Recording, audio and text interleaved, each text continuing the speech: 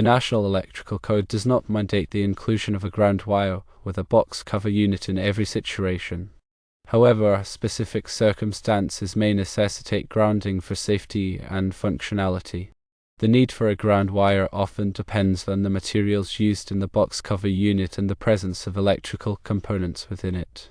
If the box cover unit is constructed from metal, grounding becomes a critical consideration. Metal, being a conductive material, can become energized if a fault occurs within the electrical system. Grounding the metal box cover provides a lower impedance path for fault current to return to the source, tripping the circuit breaker or fuse and energizing the circuit. This prevents the metal cover from becoming a shock hazard to individuals who may come into contact with it. The grounding conductor, typically a green or bare copper wire, connects the metal box cover to the grounding system of the electrical installation. This grounding system is connected to earth, providing a reference point for voltage and ensuring that any fault current is safely dissipated. Without proper grounding, a fault current could energize the metal cover, creating a dangerous electrical shock hazard. Even if the box cover unit is not made of metal, the presence of electrical components within the enclosure may still necessitate grounding. The electrical components, such as switches, receptacles, or lighting fixtures, may have internal parts that could become energized in the event of a fault. Grounding the box cover unit provides a path for fault current to flow, protecting both the components themselves and individuals who may come into contact with them. For example, if a wire inside a switch were to come loose and touch the metal frame of the switch, the frame would become energized.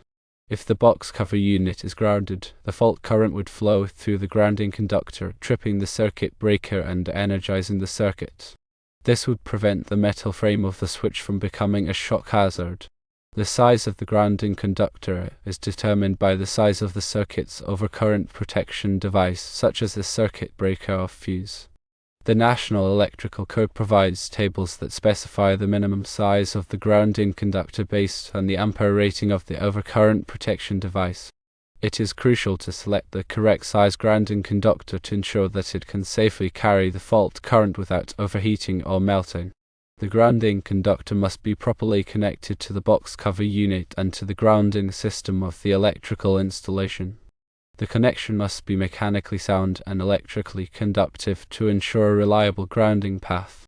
Incorrectly installed grounding conductors can be ineffective and may not provide adequate protection against electrical shock hazards. The National Electrical Code Article 250 provides detailed requirements for grounding and bonding electrical systems. This article covers various aspects of grounding, including the types of grounding systems, the size and installation of grounding conductors, and the bonding of metal enclosures. It is essential to consult Article 250 to ensure that the grounding system is installed correctly and complies with all applicable requirements. Different types of wiring methods may also influence the need for a ground wire with a box cover unit. For example, if the wiring method uses metallic conduit, the conduit itself can serve as the grounding conductor, provided that it is properly connected to the electrical system. In this case, a separate ground wire may not be required for the box cover unit. However, it is still crucial to ensure that the conduit is effectively grounded and that all connections are tight and secure. If the wiring method uses non-metallic conduit, a separate ground wire is typically required for the box cover unit. The ground wire must be run inside the conduit along with the circuit conductors and connected to the box cover unit and the grounding system of the electrical installation. In some cases, the National Electrical Code may permit the use of equipment grounding conductors that are smaller than the circuit conductors. However, these smaller equipment grounding conductors must still be sized according to the requirements of Article 250 and must be properly installed. It is important to note that the National Electrical Code is a minimum standard for electrical safety. Local codes and regulations may have additional requirements that must be followed. Always consult with the local electrical inspector to ensure that the electrical installation complies with all applicable codes and regulations. To determine whether or not a ground wire is required for a particular box cover unit, it is always best to consult with a qualified electrician. A qualified electrician has the knowledge and experience to assess the specific circumstances of the installation and determine the appropriate grounding requirements. They can also ensure that the grounding system is installed correctly and complies with all applicable codes and regulations.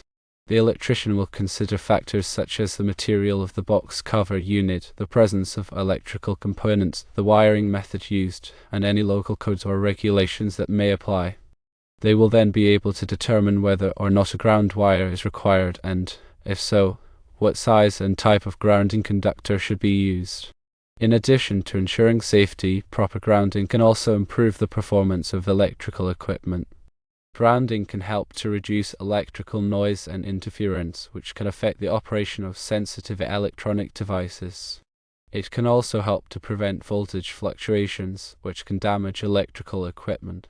Therefore, even if a ground wire is not strictly required by the National Electrical Code, it may still be beneficial to include one to improve the performance and reliability of the electrical system. In summary, while the National Electrical Code does not universally mandate a ground wire for every box cover unit, its necessity hinges on factors such as the material of the cover, the presence of electrical components within, and adherence to local codes. Metal covers invariably require grounding to mitigate shock hazards. Consulting a qualified electrician ensures code compliance and optimal safety in any electrical installation. Grounding minimizes noise and voltage fluctuations, safeguarding equipment and enhancing system performance. Therefore, a thorough assessment and professional guidance are paramount in determining the appropriate grounding strategy for any electrical box cover unit. Understanding the principles behind grounding helps to ensure a safe and reliable electrical system. Grounding provides a path for fault current to flow, protecting individuals and equipment from electrical shock hazards. It also helps to reduce electrical noise and interference, improving the performance of sensitive electronic devices. By following the requirements of the National Electrical Code and consulting with a qualified electrician, you can ensure that your electrical system is properly grounded and safe. The National Electrical Code Article 314 covers outlet boxes, device boxes, pull-in junction boxes, conduit bodies, and fittings. This article contains requirements for the installation and support of these boxes and fittings, including requirements for grounding. According to NEC 314.40 covering covers and canopies, covers of outlet boxes, conduit bodies, and fittings shall be of sufficient strength to support the equipment installed in the box. If the box cover is used to support a luminaire or other piece of equipment, it must be designed and installed to support the weight of the equipment. The National Electrical Code also covers the use of listed products. Section 110.3 B requires that listed or labeled equipment be installed and used in accordance with any instructions included in the listing or labeling. This means that if a box cover unit is listed by a testing laboratory, such as Underwriters Laboratories or Intertech, it must be installed and used in accordance with the instructions provided by the testing laboratory. These instructions may include requirements for grounding. The National Electrical Code does not specifically define the term box cover unit. However, this term generally refers to a cover that is used to enclose an electrical box. The electrical boxes are used to house electrical wiring and devices such as switches, receptacles, and lighting fixtures. Box covers are used to protect the wiring and devices inside the box and to provide a finished appearance. Box covers are available in a variety of shapes, sizes, and materials. They can be made of metal, plastic, or other materials. They can also be designed to be flush with the wall or surface, or they can be surface mounted. The type of box cover used will depend on the specific application and the requirements of the National Electrical Code. The purpose of grounding is to provide a low impedance path for fault current to flow back to the source. This helps to ensure that the circuit breaker or fuse will trip quickly in the event of a fault, preventing electrical shock hazards. Grounding also helps to reduce electrical noise and interference, which can improve the performance of electronic equipment. There are two main types of grounding systems: equipment grounding and system grounding. Equipment grounding is the grounding of non-current carrying metal parts of electrical equipment, such as metal enclosures, raceways, and equipment frames. System grounding is the grounding of the neutral conductor of an electrical system. The neutral conductor is the conductor that carries the return current from the load back to the source. The equipment grounding system is connected to the system grounding system. This creates a continuous grounding path from the equipment back to the source. The size of the grounding conductor is determined by the size of the circuit's overcurrent protection device. The National Electrical Code provides tables that specify the minimum size of the grounding conductor based on the ampere rating of the overcurrent protection device.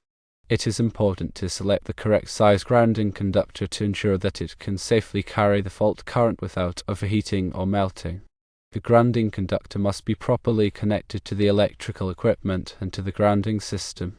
The connection must be mechanically sound and electrically conductive to ensure a reliable grounding path.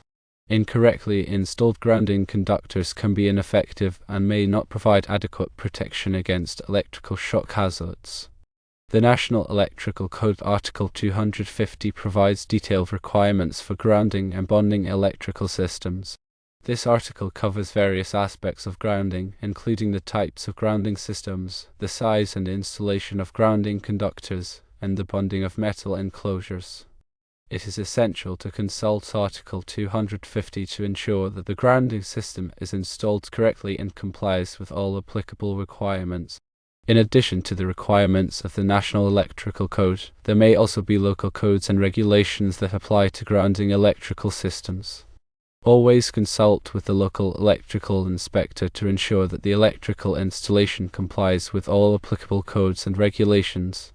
It is always best to consult with a qualified electrician to determine the appropriate grounding requirements for a particular electrical installation.